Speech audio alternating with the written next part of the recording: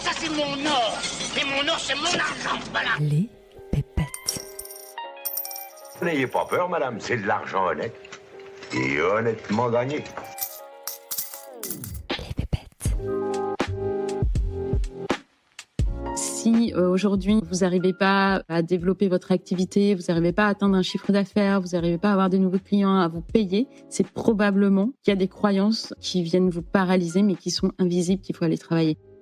Bienvenue sur Les pépettes, je m'appelle Aude Nguyen et je cherche à réconcilier sens et argent. Alors c'est parce que j'ai travaillé sur moi que ça m'a permis de générer de l'argent. Et c'est bien aujourd'hui, moi j'avais vraiment ce mindset inverse, c'est-à-dire que j'avais vraiment cette idée de quand j'aurai de l'argent, je pourrais faire ci, je pourrais faire ça. Et en fait c'est en travaillant sur moi-même que j'ai eu cette sécurité émotionnelle. Pourquoi certaines personnes investissent sans hésiter alors que d'autres attendent des années avant de se lancer? Pourquoi certains accumulent de l'argent quand d'autres dépensent sans compter? Et si tout cela n'était qu'une question de personnalité financière? Pour nous en parler, j'ai le plaisir d'accueillir Delphine Barré, qui est coach business et spécialiste de la relation à l'argent. Delphine s'est formée aux archétypes financiers, un outil qui permet de mieux comprendre comment on fonctionne avec l'argent. D'après elle, on a tous une personnalité financière. Et c'est en la découvrant que vous pourrez enfin lever vos blocages, capitaliser sur vos talents et gagner de l'argent plus facilement. Alors quel est votre profil financier? Quelles sont vos forces, vos blocages, vos dualités? Comment aligner votre manière de générer des revenus avec ce qui vous caractérise? J'ai moi-même passé le test pour découvrir mon profil, et autant vous dire que je ne m'attendais pas à ça. Dans la deuxième partie de l'épisode, Delphine analyse mon rapport à l'argent et me donne des pistes concrètes pour repenser le modèle économique du podcast en fonction de ma personnalité. Si vous aussi voulez connaître votre personnalité financière, je vous ai mis le test à faire en description de l'épisode. Et on a un petit cadeau pour vous. Delphine offre une séance d'1 heure à l'un ou l'une d'entre vous pour décrypter votre profil et mieux comprendre votre relation à l'argent. Pour participer, rendez-vous sur mon compte Instagram, Les Pépettes Podcast, où vous pouvez retrouver toutes les infos dans un post que j'ai publié aujourd'hui. Allez, trêve de papotage, je vous invite sans plus tarder à rejoindre ma conversation avec Delphine. Très bonne écoute.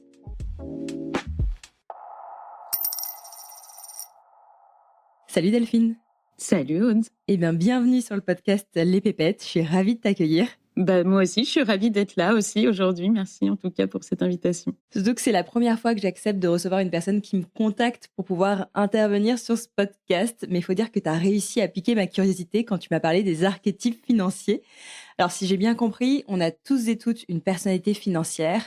Et connaître sa personnalité financière peut être un bon levier pour transformer sa relation à l'argent et pour générer plus de pépettes. C'est bien ça? Exactement. Est-ce que tu peux nous en dire un peu plus? D'où est-ce que ça vient, ces archétypes financiers? Alors, ces archétypes financiers, en fait, c'est un outil de connaissance de soi qui vient des États-Unis. C'est en fait via un quiz auquel on répond, qui prend à peu près 8 à 10 minutes. On vient définir la personnalité financière. Donc, il y a un classement des archétypes financiers. Et donc, il y a 8 profils qui existent. Et dans ces profils, on va comprendre qui on est, c'est-à-dire nos comportements conscients, inconscients, peut-être nos peurs, nos croyances qui sont aussi très propres à nos profils. Et derrière tout ça, il y a aussi les forces et talents sur ce que j'appelle le potentiel financier qu'on peut activer notamment dans notre vie ou dans notre business. C'est un outil d'aide à la connaissance de soi. Est-ce que c'est dans la même lignée que le MBTI, le DISC ou le Processcom qui sont aussi des tests de personnalité? Exactement, ça pourrait être de dire quelle est ma personnalité ou quel entrepreneur je suis. Donc en fait, tu réponds à des questions, tu as un résultat et de là, tu as ce classement des archétypes financiers. Alors effectivement, moi j'ai passé le test avant de faire notre échange. Tu m'as fait donc remplir un quiz qu'on va vous partager aussi dans la description de l'épisode pour que vous puissiez vous aussi découvrir votre personnalité financière. Et donc notre personnalité financière se compose des 3 archétypes qui obtiennent le score le plus élevé. Oui, exactement. Alors le numéro 1, c'est la force motrice, c'est vraiment ce qui t'anime le plus. On y reviendra aussi par rapport à ta personnalité financière. Et puis le top 3, ça représente effectivement la personnalité financière. Donc c'est ici qu'on va aussi mieux comprendre parfois des archétypes qui sont en dualité. Donc même au niveau émotionnel, des fois on comprend pas par rapport à la relation à l'argent, on peut être dépensière et à la fois on est dans la culpabilité de dépenser.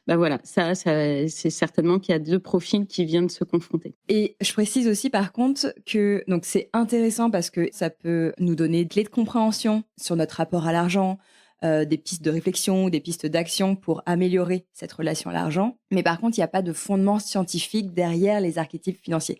Je dis ça parce que j'ai tendance, moi, à être un peu sceptique quand je fais ce genre de test de personnalité, surtout que ça nous met en général, entre guillemets, dans une case dans laquelle on se reconnaît peut-être plus ou moins. Oui, alors après, comme je dis toujours, moi, les tests, tu vois, comme le MBTI ou choses comme ça. D'ailleurs, je n'aime pas, tu vois, se dire qu'on reste dans une case parce qu'on reste humain et justement, il n'existe pas de case pour rentrer. Mais en tout cas, ça vient donner des grandes lignes, des clés sur qui on est, même sur quoi on aspire. Mais voilà, tout ne répond pas pour une personne. Il y a peut-être quelque chose qui va résonner quand, je sais pas si elle est alchimiste, et pour l'autre, c'est un autre élément qui va plus résonner. Comme le MBTI ou autre, le disque et tout, c'est faut prendre ce qui résonne le plus, quoi. Qu'est-ce qui t'a amené à te former sur ce sujet et à devenir spécialiste de la relation à l'argent? C'est qu'on dit que certaines personnes se lancent dans une activité pro pour guérir leurs propres blessures. Est-ce que ça a été ton cas? Est-ce que tu as ressenti le besoin de guérir ta propre relation à l'argent? Ouais, totalement. Ça résonne très fort ce que tu me dis là. Alors bon, déjà moi j'ai un parcours, j'étais dans l'événementiel, j'étais directrice de projet événementiel, donc j'ai beaucoup voyagé. Et puis tournant burn-out il y a 12 ans, j'ai arrêté mon activité dans l'événementiel pour me lancer en tant qu'entrepreneur. Donc je suis entrepreneur depuis 2019. Et déjà, qui dit reconversion dit sujet avec l'argent, peur de perdre un petit peu ses revenus, cette stabilité financière. Et puis moi aussi, j'accompagnais des femmes qui voulaient entreprendre. Donc forcément, c'est un sujet qui revenait beaucoup. Et derrière ça, en fait, finalement, la vie perso, moi, m'a rattrapée sur ce sujet puisque 2019, je me lance. J'ai un enfant bas âge. Mon conjoint arrête son activité. On se retrouve 9 mois sans son salaire. Moi, fin de droit. Donc 2020, tu vois, le sujet vient un petit peu, vraiment en lumière, quoi. Et beaucoup de stress. Même si je reste quelqu'un qui est assez confiante avec l'argent, qui a une intention assez positive, il y avait quand même beaucoup de stress. Et dans le couple aussi, il y a beaucoup d'entrepreneurs qui me posent la question. Mais c'est vrai qu'aussi l'environnement peut jouer beaucoup de peur, d'inquiétude. Et donc, c'est exactement ça. Donc, je me retrouve, enfant bas âge, pas de droit, des clientes, mais pas de là avoir une visibilité, mon conjoint, enfin la totale, quoi. Voilà, donc ça, c'est 2020 où je prends conscience un petit peu de l'argent. Pour moi, c'était j'ai pris conscience que c'était tabou finalement. J'en parlais pas tant que ça. Fin 2020, je commence à explorer un petit peu le sujet, quoi. Qu'est-ce que ça t'a apporté, le fait de connaître ta personnalité financière? Est-ce que c'est ça qui t'a aidé justement à sortir de cette période compliquée? Est-ce que tu voudrais nous expliquer en quoi ça t'a aidé aussi à transformer ton rapport à l'argent? Comme je disais, 2020, j'explore, je commence à lire, à faire des choses, écouter des podcasts et tout. 2021, moi, c'est un gros tournant de mon business parce que j'investis dans mon entreprise sur de l'identité visuelle, de la stratégie. Je deviens organisme de formation. Voilà, donc j'investis énormément d'argent parce que ça, je suis convaincue que pour évoluer en tant qu'entrepreneur, c'est aussi d'investir. Et puis, je tombe sur un coaching sur le money mindset. Voilà, donc je commence à découvrir et ça résonne, ça me parle. Je me dis, voilà, c'est peut-être ça, c'est le signe, tu vois, je crois beaucoup aux signes aussi. Mais effectivement, comme j'avais beaucoup investi, j'avais peur d'investir dans ce coaching. En fait, je me disais, ça, c'est pas... Comme dans l'entrepreneuriat, on parle beaucoup d'action. Pour moi, c'était pas une action qui allait me rapporter de l'argent. Mais finalement, j'y vais, même si, un de mes archétypes, moi, c'est l'accumulatrice. Donc, c'est la banquière, c'est celle qui peut avoir beaucoup la peur du manque et du coup, m'a ralenti un petit peu dans cette décision. Pour autant, j'y vais et en fait, c'est la révélation. La première chose que je découvre, c'est effectivement ma personnalité financière. Grande découverte, révélation dans ma vie. De mieux comprendre qui je suis, le rapport à l'argent et comment je peux l'activer dans mon business. Qu'est-ce que ça a changé concrètement dans ta manière de faire, de vendre et quel impact ça a eu justement sur tes résultats financiers? Alors déjà, en fait, mon numéro 1, c'est la célébrité. Donc j'ai été dans le déni puisque j'étais dans l'événementiel, derrière un rideau. J'organisais plein d'événements dans le monde entier. Mais j'avais pas du tout, même au fond de moi, vraiment cette envie d'être en avant. Donc ça résonnait pas. Je me suis dit, il y a un problème. J'ai même refait le quiz, alors qu'ils déconseillent de faire le quiz. Voilà, et je l'ai refait et j'étais dans le déni. Et ça peut arriver de pas comprendre. Et en fait, quand j'ai exploré, je me suis dit, effectivement, c'est quand même moi. Donc la célébrité, c'est quelqu'un qui finalement aime bien être. Alors du coup, j'ai travaillé sur ce fait de se mettre en lumière. Et tu vois, sur mon business, j'étais pas du tout en photo, en vidéo, alors qu'en plus, je suis dans un métier humain. Je me montrais très peu, j'assumais pas du tout cette partie. Donc effectivement, j'ai quand même beaucoup travaillé sur moi, sur mon estime de moi-même, l'image que j'avais, pour me mettre plus en avant. La célébrité, plus elle se met en avant, plus elle est assez magnétique avec les gens. En fait, les gens sont attirés par elle de manière très naturelle. En plus, elle aide beaucoup les autres à se démarquer. Donc, elle a un côté très charismatique dans ça. Et du coup, voilà, déjà, moi, ça a été le gap de me montrer davantage. Et en fait, plus je me montrais, plus c'était naturel dans mon business. Aussi, finalement, tu vois, c'était l'année où j'ai investi dans l'identité visuelle. Voilà, moi, mon logo, c'est oser créer, réussir avec des rayons. Enfin, voilà, il y avait quelque chose qui mettait en lumière et finalement, ça résonnait au fait que j'accompagne des femmes à s'épanouir personnellement et professionnellement. Et est-ce que tu as vu du coup un impact, comme je disais, sur tes chiffres? Est-ce que ton chiffre d'affaires s'est démultiplié? Concrètement, qu'est-ce que ça t'a apporté d'un point de vue financier? Pas juste la célébrité, parce qu'en vrai, la célébrité, elle est quand même assez dépensière. Elle peut justement dépenser pour son image, voilà. Donc, je m'en suis reconnue. Mais derrière, donc j'ai l'accumulatrice, moi, j'ai la banquière. Donc, c'est celle qui va m'imiter. Donc, tu vois, je suis en dualité entre la première qui est forcément dépensière et l'autre qui regarde ses chiffres. Donc là, j'ai compris beaucoup de choses. Et puis, en troisième, j'ai la dirigeante. Donc, la dirigeante, c'est celle qui voit grand, qui a envie de construire un impact, qui est très visionnaire, en fait, qui a un leadership très visionnaire. Et du coup, là, vraiment, je me suis dit, en fait, je joue petit.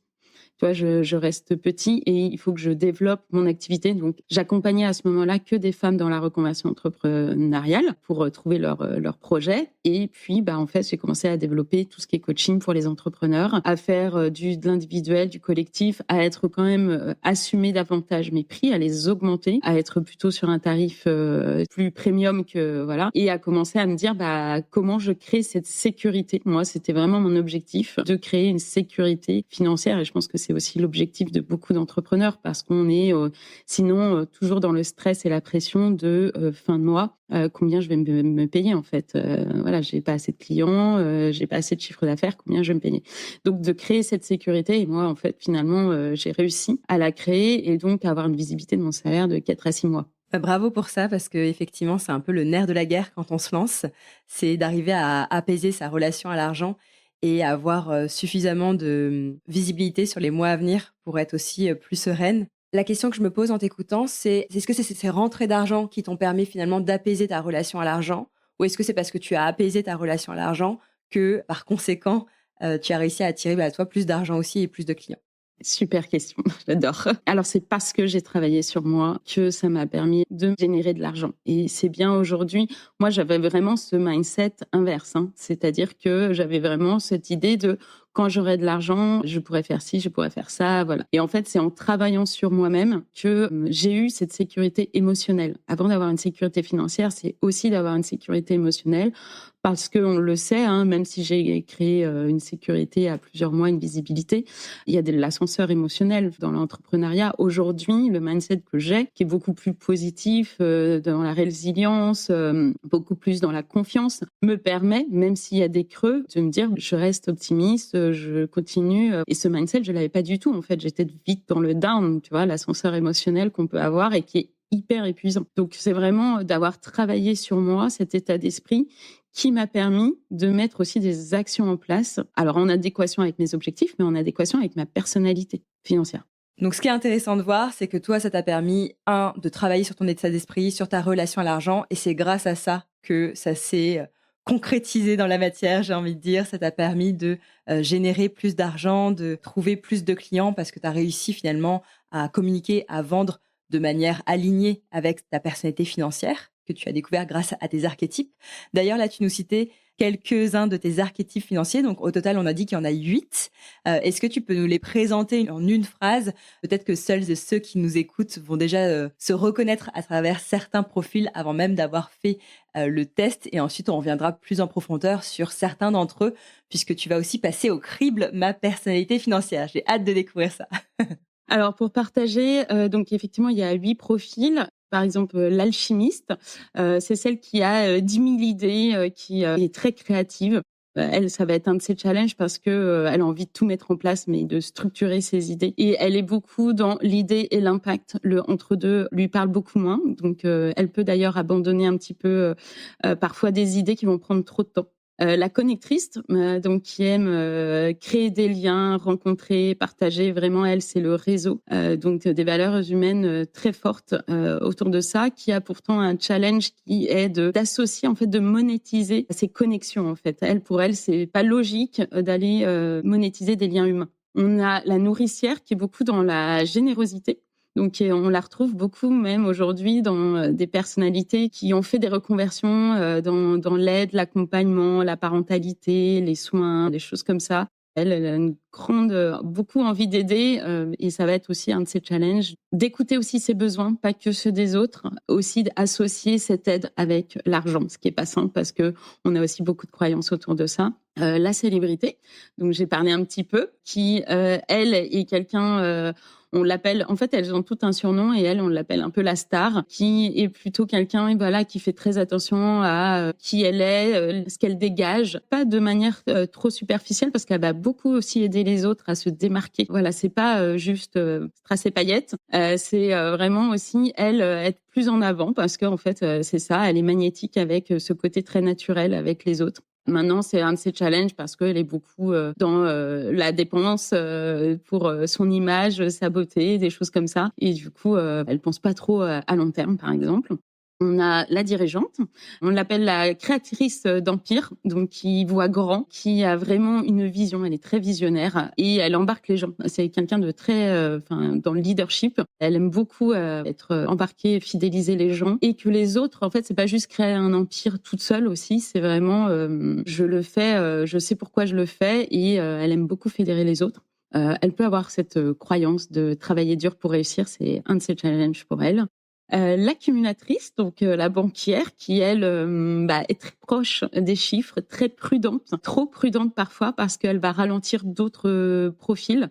Alors tout le monde a envie d'être banquière, pour celles qui n'aiment pas trop les chiffres. Donc oui, c'est super d'être banquière, mais aussi elle a une de ses peurs, c'est la peur du manque. Donc c'est pas toujours simple d'être avec cette peur, de vivre avec cette peur. Donc de toute façon, elles ont tous des talents, des forces et des peurs derrière. Et il y a aussi l'anticonformiste. Donc elle, c'est la rebelle. C'est celle justement qui n'aime pas rentrer dans les cases, qui est pas du tout sur les choses conventionnelles, les règles, voilà. C'est pas toujours simple, on y reviendra parce que je sais qu'elle fait partie de ta personnalité, mais elle peut paraître un peu comme un ovni pour les autres parce que justement, elle va générer de l'argent d'une manière différente, elle va trouver des solutions d'une autre façon et pour les autres, c'est tellement pas conventionnel que ça peut être compliqué, mais en tout cas, faire confiance à ses idées quand on est anticonformiste, c'est hyper intéressant. Et puis, la romantique, donc là, c'est l'épicurienne. Elle aime les plaisirs de la vie, elle aime profiter. C'est ce que j'ai pas encore partagé, mais en tout cas, le rapport à l'argent, c'est aussi votre rapport à la vie. Donc, hyper intéressant quand on se révèle aussi romantique. C'est peut-être aussi des personnes qui vont facilement profiter, voyager, aller au restaurant. C'est pas anodin. Et du coup, dans la relation à l'argent, par contre, c'est quelqu'un qui est beaucoup à court terme, qui aime vraiment les plaisirs immédiats. Et du coup, un de ses challenges, ça va vraiment être de travailler sur du moyen et du long terme. Est-ce que d'ailleurs notre personnalité financière est amenée à évoluer dans le temps? Je te pose cette question parce que moi, je me rends compte que depuis que je travaille sur ma relation à l'argent, je sens que j'ai plus le même rapport à l'argent qu'avant. Je me sens beaucoup plus apaisée par rapport à ça, je suis moins averse au risque, j'ai moins ce sentiment de manque également. Et donc, je suis presque sûre que ça a influencé les résultats que j'ai obtenus via ce test. Et non, en fait, la personnalité financière ne change pas. D'ailleurs, ils le disent très bien de pas refaire le quiz. Et dans le temps, ça ne change pas. Par contre, ce qui est intéressant dans ce que tu as parlé, c'est que toi, tu as évolué, tu as travaillé cette relation à l'argent, alors sans connaître ta personnalité financière, mais finalement, tu as peut-être appris à les équilibrer davantage et puis à travailler sur l'aspect émotionnel, hein, parce qu'il y a un lien très fort entre l'argent et nos émotions. Alors pourtant, il me semble que toi, tu as refait le test, hein, si j'ai bien entendu. J'ai refait le test parce que j'étais dans le déni, mais en fait, les résultats étaient les mêmes. Donc, ça n'a pas changé. Et là, je me suis dit, bon, il faut aller explorer. Et justement, si on est dans le déni, c'est qu'il y a quelque chose qui n'est pas du tout mis en avant. Il faut aller explorer qui on est, en fait. Moi aussi, j'avoue que j'étais un peu dans le déni parce que je t'avoue que quand j'ai découvert ma personnalité financière, je me suis dit, bon, c'est pas avec ça que je vais gagner des thunes. Je suis ni la banquière, ni la dirigeante, ni la célébrité. Donc moi, je suis alchimiste, anticonformiste et connectrice. Donc en gros, si je caricature, je suis l'idéaliste qui aime être en marge de la société et qui privilégie les relations humaines. Alors, il faut se dire qu'en fait, ils sont tous doués pour faire l'argent. Tu vois, il n'y a pas un qui est moins doué ou quoi que ce soit. Et tu vois, la banquière, en fait, elle est douée avec les chiffres, mais c'est pas celle qui va plus impulser, par exemple, quand on est entrepreneur. Au contraire, c'est celle qui va un peu ralentir, qui va être vraiment trop proche de ses tableaux et qui va ralentir de l'investissement, du développement. Donc, tu vois, je te disais tout à l'heure, beaucoup veulent être la banquière, mais c'est pas celle qui va le plus impulser dans un business. Et donc, les 8 profils sont capables de générer de l'argent. Est-ce qu'il y en a qui sont quand même plus propices à la réussite financière que d'autres ? J'accompagne des femmes vraiment avec des profils différents. C'est vrai que quand on a une dirigeante dans son top 3, c'est pas qu'on est plus propice à avoir un business qui fonctionne. Il y a des business qui fonctionnent très bien et il n'y a pas de dirigeante dans le top 3. C'est juste que la dirigeante, tu vois, elle est très visionnaire. Il y en a d'autres. L'alchimiste aussi est visionnaire. Ton numéro 1 est aussi visionnaire. Mais du coup, comme elle voit grand, c'est un business forcément qui est voué à grandir plus vite. Mais tu vois, on peut avoir entre guillemets, j'aime pas cette notion de petit ou grand business, parce qu'il n'y a pas de petit ou grand. On peut avoir une activité qui marche très bien et qui génère de l'argent et on en vit. Et voilà, on n'a pas besoin d'aller créer cet empire que la dirigeante veut créer. Est-ce que tu te sentais ambitieuse, justement, avant de travailler sur ta relation à l'argent, ou c'est en travaillant sur ta relation à l'argent que tu as nourri finalement cette ambition ? Alors, dans le salariat, j'ai toujours été ambitieuse et ça, je me revendiquais ambitieuse. J'ai même privilégié beaucoup ma vie professionnelle vis-à-vis de ma vie personnelle.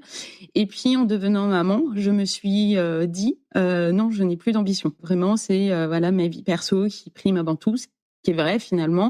Mais en travaillant la relation à l'argent, là, je me suis dit, non, mais là, tu te caches la face. Ce n'est pas possible. Tu restes ambitieuse. C'est juste que tes ambitions sont différentes. Et moi, j'aime bien, alors il y a beaucoup de gens qui n'aiment pas le mot ambition, mais moi, je l'aime.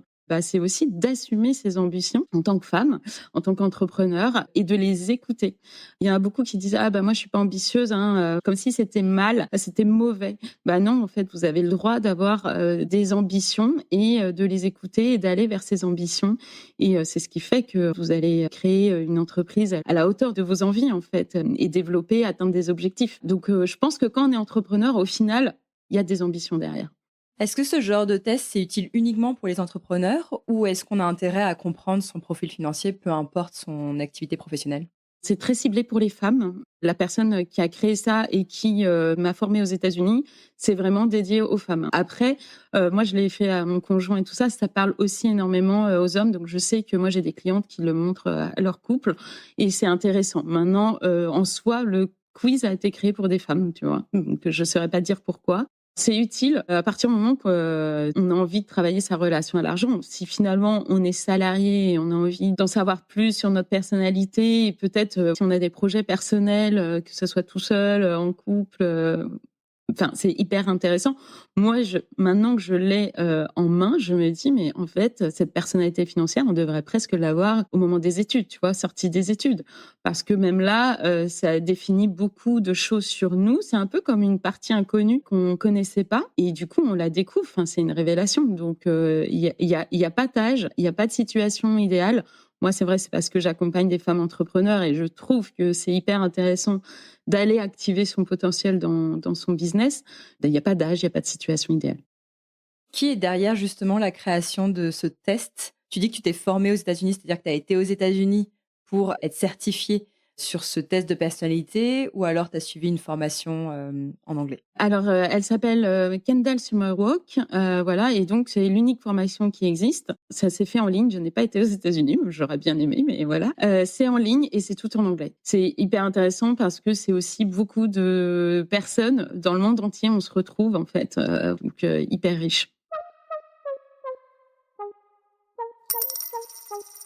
Bon, alors je te propose qu'on se plonge maintenant dans la personnalité financière que tu m'as donc gentiment proposé de lire pour aussi m'aider à mieux comprendre mon rapport à l'argent. Donc à partir donc de mes 3 archétypes qui sont, je le rappelle, l'alchimiste, l'anticonformiste et la connectrice. Qu'est-ce que tu peux me dire déjà sur mes forces et mes talents ? Je sens que je vais passer un bon moment. Ouais. Je te propose déjà de donner une ligne, tu vois, de ces 3 archétypes, puis après de se plonger dans chaque archétype si ça te va. Très bien. Déjà, par rapport à ces 3 archétypes, l'alchimiste fait que tu es déjà une visionnaire. Tu es quelqu'un d'engagé, d'audacieuse, qui a une forte capacité à transformer, à bousculer les codes parce que tu as derrière l'anticonformiste. Donc, on l'a dit, c'est vraiment quelqu'un qui va aller dans des choses moins conventionnelles. Et la connectrice qui va te permettre de créer du lien. Par rapport à ces trois, tu as ce côté très inspirant avec l'alchimiste, rebelle avec l'anticonformiste et fédératrice avec la connectrice. Est-ce que déjà ça te parle dans ce que je te partage? Alors, il y a des choses qui me parlent plus ou moins. Je pense que le côté visionnaire, j'ai beaucoup de mal à me projeter pour le coup. Donc là, je serais un peu plus mitigée sur ce point. Mais le côté bousculer les codes, créer du lien, beaucoup. Si tu veux, on plonge un peu, on commence par l'alchimiste et comme ça, on verra si un petit peu dans les comportements face à l'argent et voilà ce qui t'efforce et tout ça, voir un peu ce côté visionnaire, si ça te parle davantage. Alors, pour t'expliquer un petit peu l'alchimiste, elle a un petit peu une relation ambivalente avec l'argent. Elle voit l'argent finalement comme un outil de transformation, une façon d'apporter du changement. Ça, c'est vraiment son moteur aussi, l'alchimiste, c'est le changement. Et une façon de contribuer à quelque chose de plus grand. Donc, quand je dis visionnaire, c'est exactement ça. C'est d'avoir un impact finalement chez les autres et quelque chose de plus grand. Bah là, ça me parle beaucoup parce que moi, c'est la raison pour laquelle je me suis lancée dans l'entrepreneuriat. C'est justement pour répondre à un enjeu de société. Et je me serais jamais lancée dans l'entrepreneuriat si j'avais pas découvert le concept d'entrepreneuriat social, justement. Pour le coup, là, ça me parle tout à fait. Bon, bah, génial. Tu vois, des fois, il y a un mot sur lequel on peut bloquer, mais quand on a les explications derrière, finalement, on se dit, bah oui, ça fait totalement écho avec qui je suis et l'impact que j'ai envie de donner, comme tu le partages. Voilà. Comme je te disais, elle peut avoir une relation ambivalente. Je sais pas si c'est quelque chose, tu vois, que tu ressens. Elle peut avoir un conflit intérieur entre l'argent et ses valeurs, justement, parce qu'il y a quelque chose de très intègre chez elle. C'est peut-être pour ça que j'ai lancé un podcast qui a pour objectif de réconcilier sens et argent. Voilà, ben voilà, effectivement. Tu vois, cette mission, c'est peut-être ça aussi qui vient titiller cette relation à l'argent. Alors, pour te partager, il y a peut-être des choses que, tu vois, dans les peurs et croyances, je sais pas si déjà, vu que tu as pas mal travaillé sur cette relation à l'argent, tu as déjà identifié des choses, parce qu'il faut se dire que quand même, c'est pas toujours évident. Alors, les peurs, on arrive plus à les cibler, mais les croyances limitantes, c'est pas toujours simple, individuellement, de les identifier et d'aller les déconstruire. La croyance limitante que j'avais envie de déconstruire aussi avec ce podcast, c'était de pouvoir réaliser une activité qui a un impact, qui contribue positivement au monde, qui nous passionne, tout en arrivant à générer de l'argent. Et pour moi, c'est le gros X, c'est d'arriver à créer un pont entre l'économie sociale et solidaire et cette capacité à créer de la richesse financière, malgré qu'on soit au service d'une cause de personnes qu'on a envie d'aider. Ouais, donc ce côté quand même lucratif. Tu vois, une des croyances qu'il pourrait avoir dans l'alchimie, c'est aussi si c'est trop facile, trop lucratif, comme si c'était pas. Alors, je sais pas si cette croyance va te parler, parce que tu vois, les croyances, ça peut parler à une alchimiste comme pas à une autre. Si c'est trop facile, trop lucratif, c'est pas assez noble. Il y a vraiment cette notion chez l'alchimiste qui peut être identifiée. Il y a aussi un peu la tendance à pas structurer, à monétiser ses idées en fait, parce que elle les considère comme une mission plus qu'un business. Tu vois, c'est peut-être ce que tu me partages là. Je suis d'accord. T'es d'accord, ok. Mais pour autant, j'ai un côté très consciencieux, très rigoureux, d'où le fait que je pourrais très bien me reconnaître dans le profil aussi accumulatrice. Ce côté un peu très première de classe, qui fait bien les choses. Plus je grandis et plus je me détache de ce côté de ma personnalité. Alors, tu vois aussi, il y a peut-être la peur, l'alchimiste, si elle se concentre trop sur l'argent, de perdre, tu vois, son authenticité, sa créativité, tout ça, parce que comme c'est quelqu'un qui a beaucoup d'idées, elle a peur de perdre tout ça et d'être drivée que par l'argent. Et c'est comme si gagner beaucoup signifie, tu vois, faire des compromis et tout ça. Elle, l'alchimiste, non, elle veut avoir des idées et voir l'impact qu'il y a derrière. D'ailleurs, ça t'a peut-être parlé tout à l'heure. L'alchimie, c'est vraiment quelqu'un qui a les idées et qui veut voir la finalité. Mais le entre-deux côté opérationnel, ça la fait pas trop vibrer, quoi. D'ailleurs, moi, il y a un modèle économique qui m'attire, qui est le modèle du prix libre. J'avais reçu sur ce podcast Maxime de Beauchesne, qui est un entrepreneur qui propose cette façon de faire, cette manière de vendre. Donc, l'idée, c'est qu'il propose à ses clients de fixer eux-mêmes le prix de ses prestations selon la valeur qu'ils en retirent. Et j'avoue que c'est un modèle qui m'attire parce que je me dis que je dormirais beaucoup mieux la nuit si justement il n'y avait pas d'argent qui rentrait en jeu. Je me mettrais peut-être moins la pression pour servir mieux mes clients parce que dès qu'il y a de l'argent qui est impliqué, je sens que c'est quelque chose qui me crée des angoisses financières. Et j'ai tendance aussi à offrir beaucoup plus que ce qui est prévu initialement à mes clients pour être sûr qu'ils soient satisfaits. Donc ça m'épuise carrément. Donc c'est pour ça que ce modèle-là me conviendrait parfaitement si jamais ça me permettrait de générer suffisamment de revenus. Bah, tu vois, s'il y a un modèle qui t'interpelle, surtout que tu as l'alchimiste derrière, c'est aussi de faire confiance à des modèles qui sont moins vue, moins conventionnelle, et en plus qui permettrait de répondre à toi, cet aspect émotionnel et qui permettrait de générer de l'argent de manière plus sereine pour toi. Sur les forces et talents, alors l'alchimiste, elle a une grande capacité à voir les opportunités. Là où d'autres vont quand même voir des blocages, elle, c'est quelqu'un, comme elle est dans les idées, la solution, elle va facilement trouver des solutions face aux blocages, aux problèmes. Voilà. C'est quelqu'un qui a une grande créativité, qui a aussi une intuition assez puissante. Elle va proposer un peu des angles uniques. Elle va aller vers des nouveaux horizons par rapport à ses idées. Déjà, ça, je pense que ça répond un peu à ta personnalité ou voilà comment toi tu... Ça me parle complètement. Ça fait écho à des choses que j'ai mis en place par le passé et qui ont bien fonctionné. Et je pense effectivement que c'était... j'ai réussi à... C'est pas facile de parler de moi. Je fais pas ça dans les podcasts en général. Je préfère faire parler les autres. Mais je pense qu'effectivement que les plus belles opportunités de business que j'ai eues, ça s'est fait de manière non conventionnelle, avec des idées un peu créatives. Par exemple, quand je me suis lancée à mon compte, pour décrocher mes premiers clients, je me souviens avoir envoyé une carte postale à Frédéric Bardot. Donc Frédéric Bardot, c'est un entrepreneur social qui m'inspire beaucoup et qui est le fondateur de Simplon. Simplon, c'est une boîte qui permet à tous, et notamment aux personnes les plus en marge, d'être formés au métier du numérique et donc d'être réinsérés dans l'emploi. Donc, je lui avais envoyé cette carte postale dans l'espoir qu'il vienne à la première conférence que j'organisais pour me faire connaître. Et je me souviens qu'il est venu du coup avec toute sa famille, sa femme, ses enfants. Et c'est comme ça que j'ai réussi à décrocher mon premier client. Et ensuite, grâce à eux, il y a une sorte de cercle vertueux qui s'est créé. J'ai pu travailler ensuite avec des boîtes comme Nestlé, Microsoft, parce que lui m'a mis en relation avec ces gens. Et donc, tout est parti d'une carte postale que j'avais quand même envoyée à la bonne personne. Donc, je pense que c'est pas des choses qu'on a l'habitude de voir pour faire du business. J'adore. Et en fait, si tu y réfléchis bien, là, tu as un peu dans cet événement la personnalité que tu n'en as pas conscience, mais tu vois, la connectrice qui vient se connecter à quelqu'un et puis il y a cet événement. Donc, j'imagine, voilà, c'était aussi par rapport au réseau, choses comme ça. L'alchimiste qui vient un petit peu avec ses nouvelles idées et l'anticonformiste qui fait les choses différemment, qui envoie une carte postale, quoi. J'adore. Ouais, je pense que ça traduit bien ce que tu me disais. Et puis, écoute, franchement, pour finir un petit peu l'alchimie, c'est aussi, en fait, tu vois, tu as une grande capacité à inspirer les autres. Alors, via le podcast, mais pas aussi par rapport à d'autres activités. Et il faut se dire que toutes les forces et talents qu'on a, on peut le mettre en place pour nos business, mais on peut aussi aider les autres dans ça. Voilà, donc si toi, tu as des idées, par exemple, je pense que, par exemple, tu es quelqu'un qui pourrait être très bien dans des codevs, dans des moments entre entrepreneurs, donner des nouvelles idées, enfin voilà.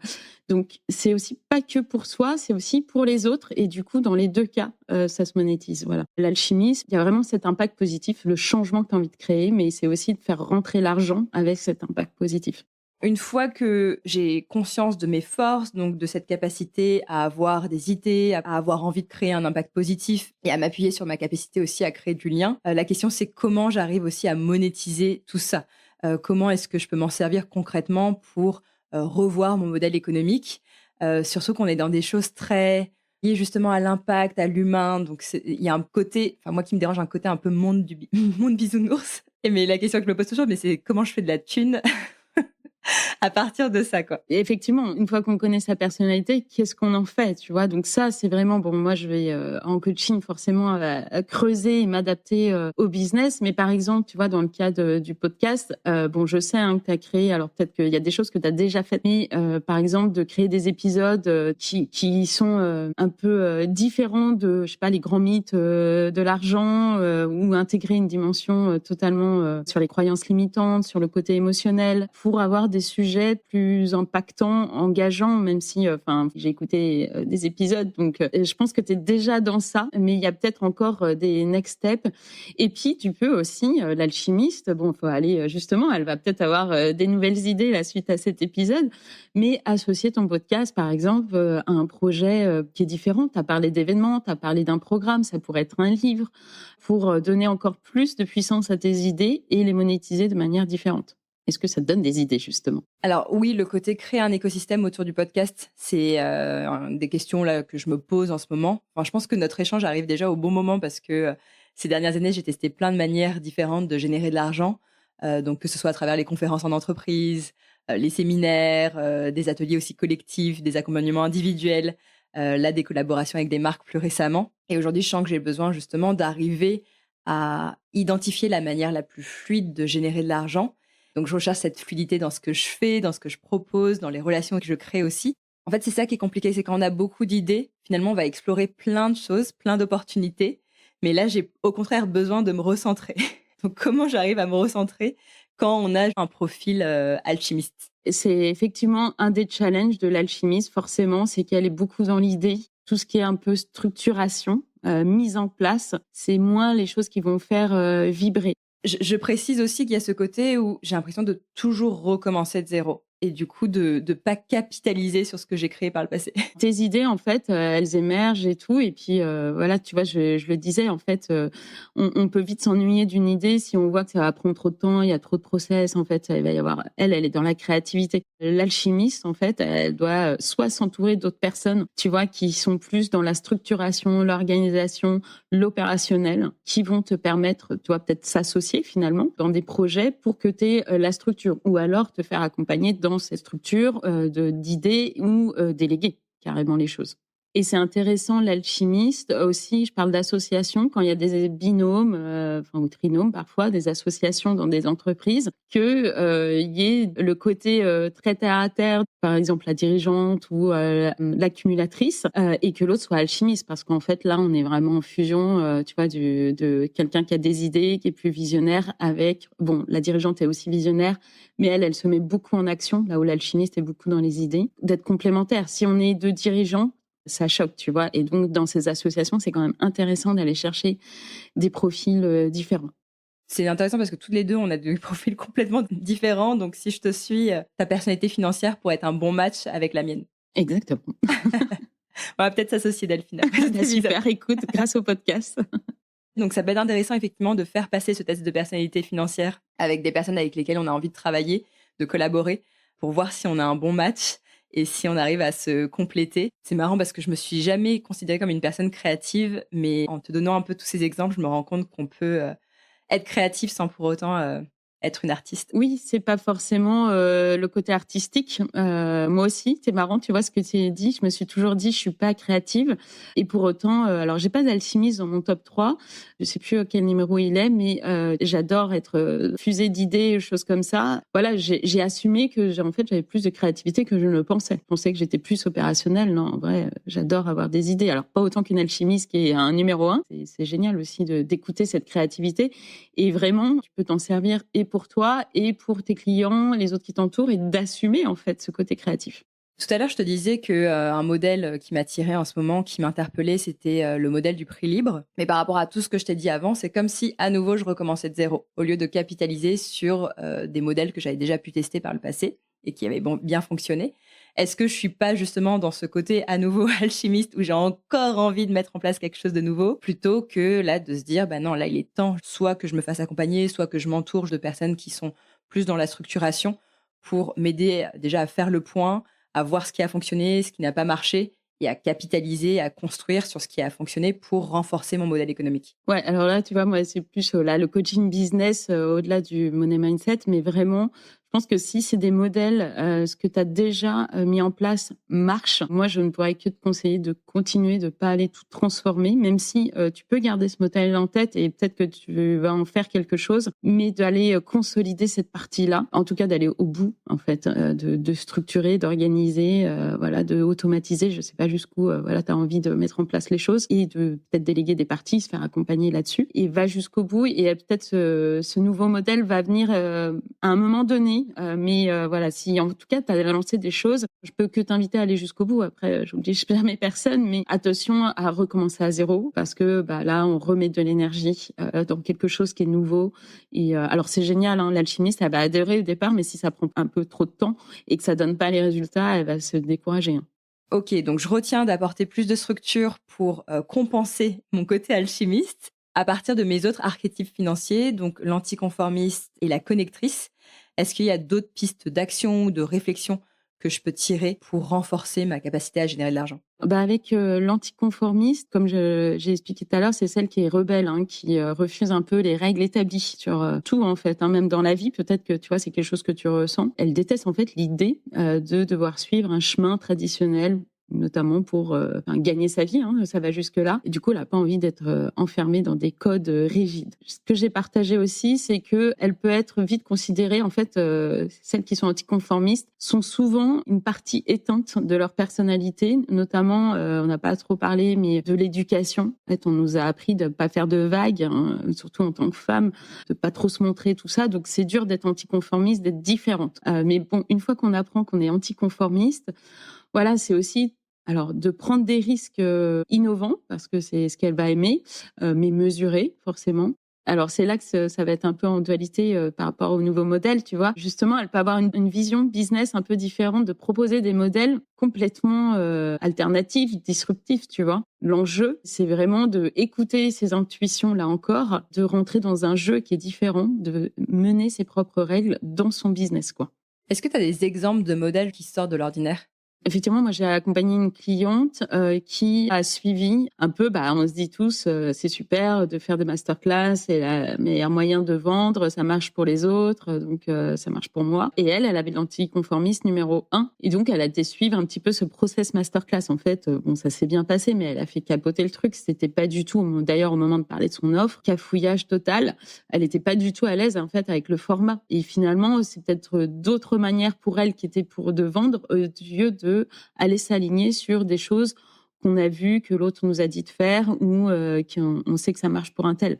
Et c'est ça que, quand on connaît sa personnalité financière, c'est vraiment, quand je parle d'intuition, aller suivre ses envies qui nous correspondent vraiment, et pas aller suivre ce qui marche pour l'autre. C'est très bien si ça marche pour l'autre, mais elle a une autre personnalité financière. C'est aussi se dire, on peut générer de l'argent de manière très fluide, très naturelle, quand on a un accord avec qui on est. Je pense qu'une belle source d'inspiration pour ça aussi, pour les auditeurs qui nous écoutent, c'est Alex Martel, que j'ai reçu dans ce podcast, qui est hyper créative justement dans sa manière de vendre.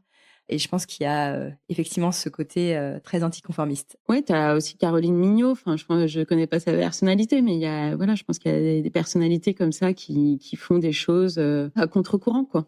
Donc, si on revient sur l'anticonformiste, est-ce que tu aurais des idées de pistes d'action que je pourrais mettre en place pour vendre de manière plus fluide ? Par rapport au podcast, justement, tu vois, ça serait peut-être, tu vois, des séries d'épisodes où un peu tu brises les tabous, quoi. Je sais pas si c'est déjà quelque chose que tu abordes, mais vraiment des sujets de traiter l'argent, mais vraiment les tabous sur l'argent. Ça pourrait être aussi des formats, tu vois, des débats percutants. Alors là, ça peut être via le podcast ou l'écosystème que tu as envie de créer, ou des micro-trottoirs, des choses, tu vois, un petit peu des formats différents. Et puis, après, tu peux monétiser aussi tes offres de manière plus audacieuse, c'est-à-dire... je sais pas, il peut y avoir un sponsoring, tu vois, qui est innovant, un abonnement premium, par exemple, sur du contenu exclusif. Il peut y avoir des événements live, alors là, plutôt en live, sur des invités qui sont quand même très décalés. Tu vois, il pourrait y avoir, c'est aller chercher ces personnalités aussi anticonformistes et les associer avec cette relation à l'argent, quoi. Oui, c'est ce que j'ai déjà essayé d'explorer pendant cette saison, avec justement la marque Goodvest, où on a fait une série en 5 épisodes en m'appuyant justement sur l'histoire de la cofondatrice de cette marque, que je vous invite d'ailleurs à écouter si vous n'avez pas déjà fait. Et effectivement, ça m'a beaucoup plu et c'est un format, en tout cas, c'est quelque chose que j'ai envie d'explorer davantage, d'arriver à créer ces contenus qui sortent de l'ordinaire pour parler d'argent. Donc, merci pour cette idée, Delphine. Génial. En fait, c'est vraiment te poser les questions. Voilà, quelles sont les règles autour de l'argent ou de la réussite ou plein de choses. Tous tes sujets à toi que tu as envie de briser et d'aller explorer ces sujets, quoi, que des personnes peut-être n'osent pas aborder sur d'autres podcasts. Bon, il y a de plus en plus de podcasts autour de la relation à l'argent, mais je pense qu'il y a chacun a des angles différents. Et donc, tu vas avoir un impact plus fort sur ton audience avec des formats différents. Connectrice, qu'est-ce que je peux retirer d'elle ? Alors, la connectrice, effectivement, tu vois, c'est hyper important. Elle, les relations humaines, elle croit profondément au réseau. Ça peut la desservir parce qu'elle compte beaucoup sur son réseau pour créer la richesse, quoi. Décrocher des contrats, des choses comme ça. Mais en tout cas, elle a cette grande capacité à créer du lien, à partager, à rencontrer, à ouvrir des opportunités, même à mettre des gens en lien. C'est peut-être quelque chose que tu fais facilement, mais il y a des gens qui aussi monétisent ce réseau, cette mise en contact et tout ça. Voilà. Après, je sais que c'est pas toujours simple d'assumer cette partie-là parce qu'on se dit non, voilà, je le fais, c'est normal, voilà. Mais il pourrait y avoir aussi un projet derrière de mise en relation, quoi. Tu vois, elle a vraiment la croyance que si elle se concentre trop sur l'argent, elle va perdre son authenticité, elle va perdre ses relations. Elle a du mal à associer les valeurs humaines avec l'argent. Voilà, je sais pas si c'est quelque chose qui te parle. Ah, je la comprends tout à fait, cette, cette connectrice. Et pour autant, c'est cette grande aisance relationnelle que tu as, déjà via ton podcast, mais via d'autres projets, j'imagine, tu es capable de réunir en fait une communauté très forte.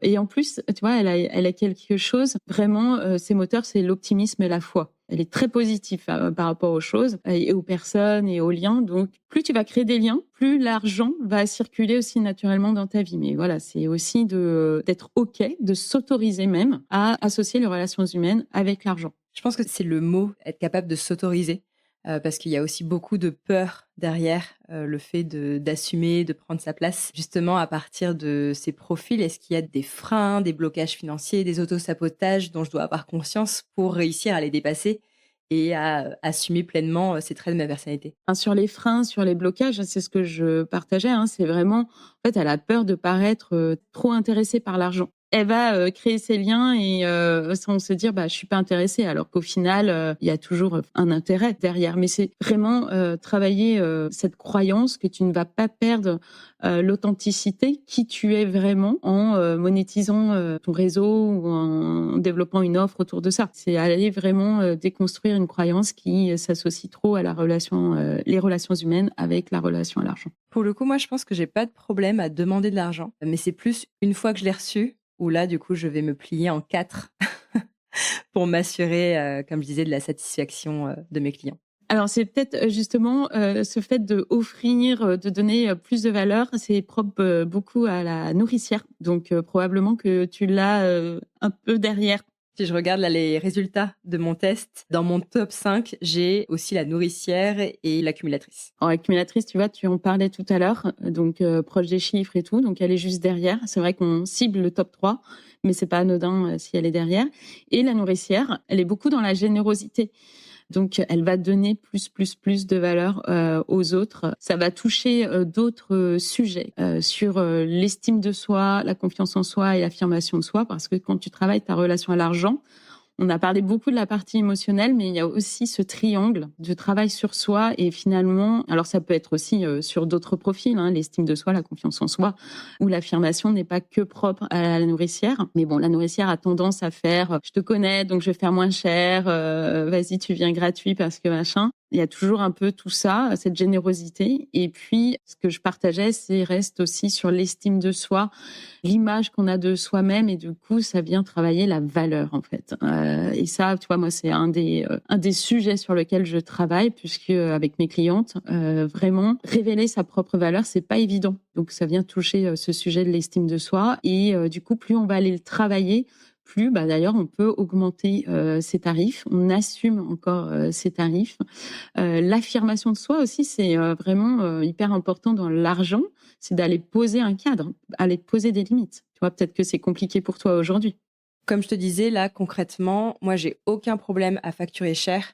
Ce qui est plus problématique pour moi, c'est qu'une fois que je reçois l'argent, c'est que je vais toujours faire ce qu'on appelle de l'over delivery. Donc, je vais toujours donner beaucoup plus que ce que j'avais budgétisé initialement. Là, je parle des limites financières, c'est-à-dire que eux, ils t'ont acheté quelque chose à ton tarif et ils sont OK. Il y a presque pas de raison pour aller au-delà de tout ça, tu vois, pour satisfaire. Et donc, on en revient à, est-ce que eux, dès le départ, j'imagine en tout cas, par rapport à ce tarif, ils savent ce qui est inclus. Et donc, les deux parties sont OK. Ils ont signé, ils te versent l'argent, ils sont OK. C'est plus toi te dire, j'arrive à dire, en fait, ils te le demandent même pas. Donc, c'est un non avec toi-même, de se dire, je ne vais pas aller au-delà. Ou alors, d'aller monétiser, je peux faire ça, mais ça voudra dire que c'est tant, en fait. Mais pas de faire des choses gratuitement. Alors, ça peut arriver pour, toi, donner un petit plus. Mais si c'est quelque chose que tu as tendance, il y a quand même un cadre à poser avec toi-même et donc de poser avec les autres.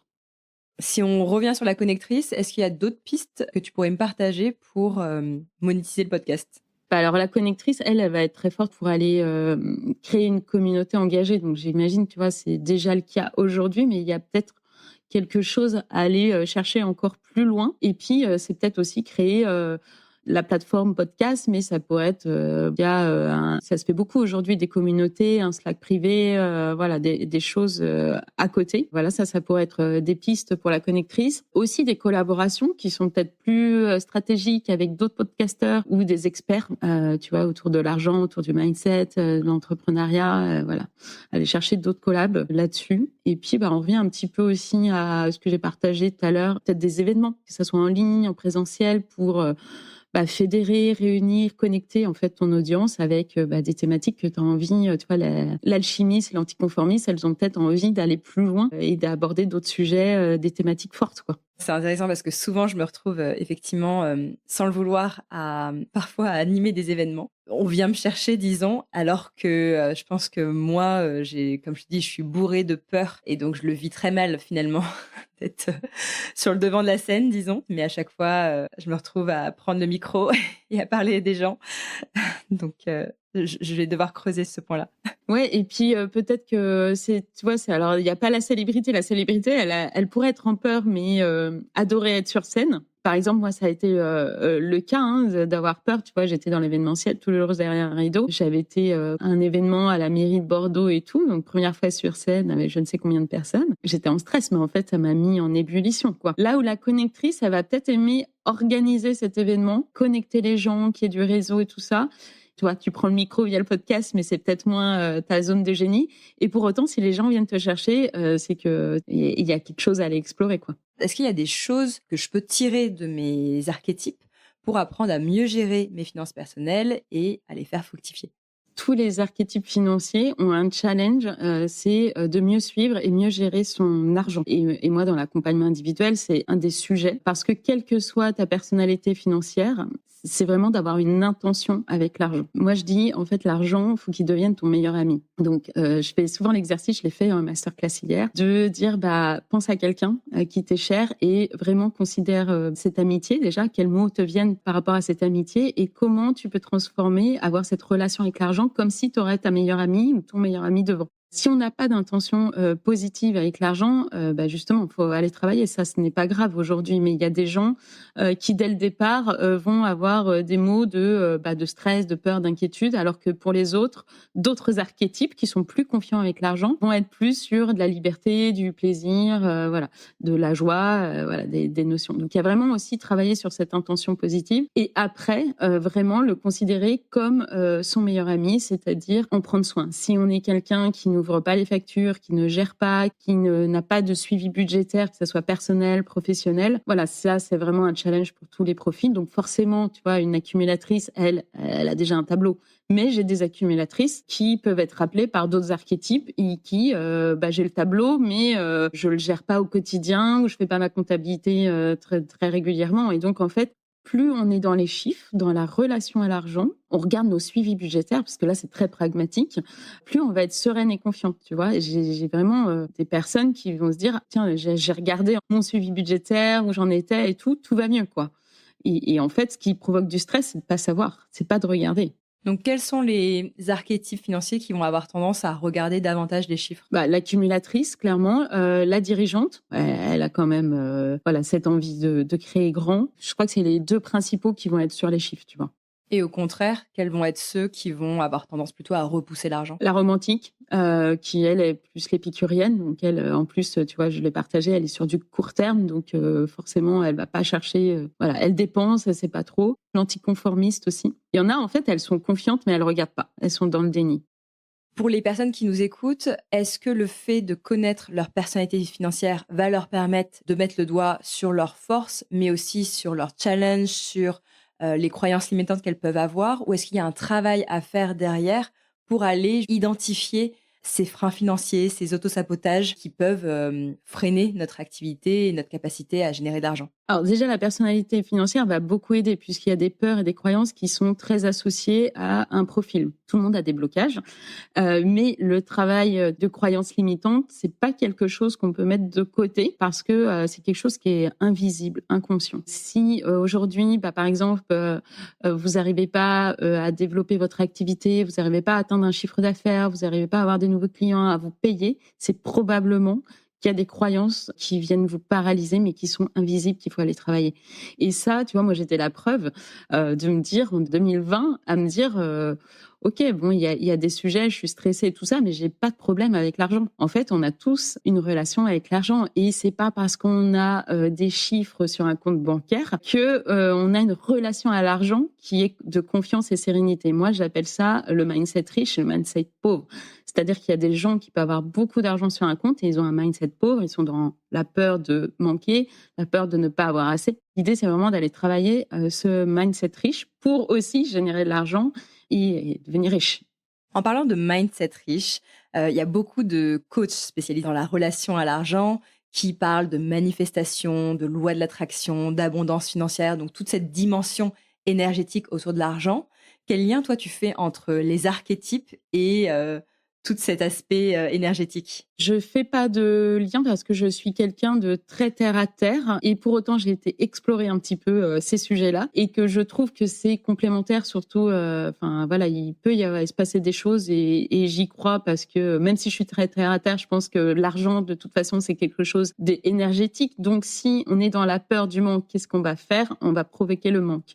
Par contre, si on est dans une énergie d'abondance dans sa vie, pas juste l'argent, dans le côté positif, on va attirer le positif vis-à-vis de ça. Voilà, ça peut être complémentaire sur le travail très concret de travailler sa relation à l'argent, travailler son mindset et tout. Après, moi, j'ai pas de preuves tangibles sur ces sujets.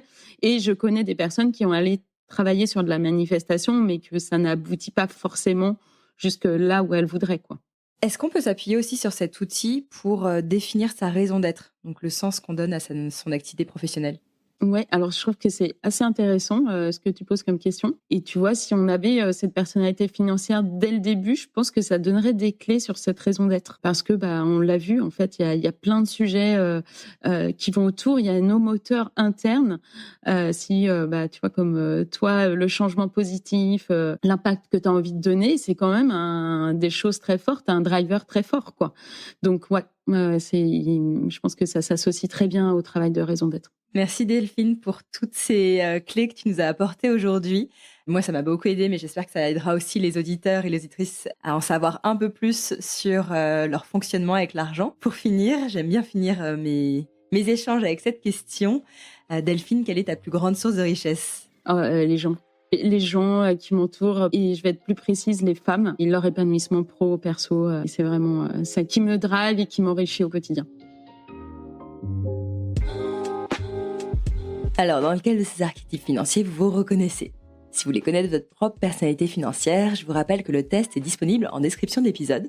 Delphine offre une séance d'1 heure à l'un ou l'une d'entre vous pour analyser votre profil.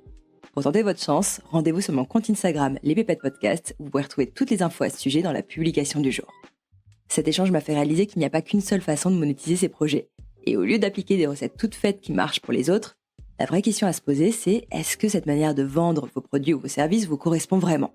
Quels sont les modèles d'affaires qui vous attirent et qui s'appuient sur vos forces et vos talents? De mon côté, ça m'a conforté dans l'idée que j'ai tout intérêt à miser sur ma créativité pour proposer des formats qui sortent de l'ordinaire et à privilégier les collaborations avec des personnes qui partagent mes valeurs. J'ai aussi pris conscience que je dois mieux structurer mon business et capitaliser sur ce qui fonctionne déjà avant d'explorer de nouvelles manières de faire. Je dois aussi apprendre à poser des limites financières avec moi-même pour prendre soin de mon énergie et de mon compte en banque aussi. Dans le prochain épisode, on explorera une autre manière d'attirer plus d'argent à soi. Je ne vous en dis pas plus et vous donne rendez-vous mardi dans 2 semaines pour un nouvel épisode. Et d'ici là, je vous souhaite de mettre du sens dans vos finances.